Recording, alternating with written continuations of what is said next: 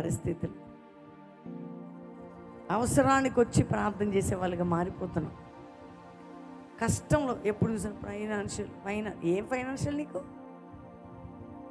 నువ్వు ప్రార్థన చేసే వ్యక్తి విత్ ఫైనాన్షియల్ వస్తుంది నీకు. మాకు రావా? ఎన్ని ఫైనాన్షియల్ ప్రాబ్లమ్స్ ఉన్నాయి తెలుసా? మేము ఎందుకు ఎంత ఫాస్టింగ్ ఉంటున్నాం తెలుసా? ఫైనాన్షియల్గా మమ్మల్ని అటాక్ చేసిన దెయ్యం ఒక దిక్కున వచ్చింది, 7 దిక్కులు వాడు మళ్ళా వాడు ఇక్కడ కనపడకుండా చేయాలి దేవుడు. ఫైనాన్షియల్గా లాస్ అయిన ప్రతి లాసు పూడ్చగలిగే శక్తి, దానికి 7 తెచ్చి ఇవ్వగలిగే ఏ దుష్టుడు దురాత్మ దీని మీద దెబ్బ పడ్డదో ఆ దురాత్మని సిగ్గుపడి పారిపోయి ఓడిపోవాలన్నమాట. ప్రేయర్ పవర్లో ఉన్న శక్తి అది.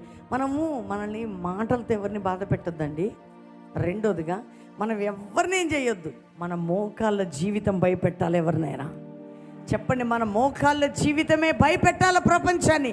నువ్వు మోకరిస్తున్నావంటే భయం పుట్టాలి ఎవరికైనా.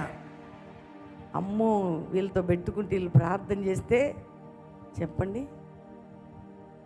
ఈ భయం లేదు ఇప్పుడు. క్రైస్తవులు ఎట్లా తయారైనారంటే ఏదో చేద్దాంపా అంటున్నారు. సంఘమే మోకరిస్తే పరలోక సైన్యమే నిలబడబోతున్నది.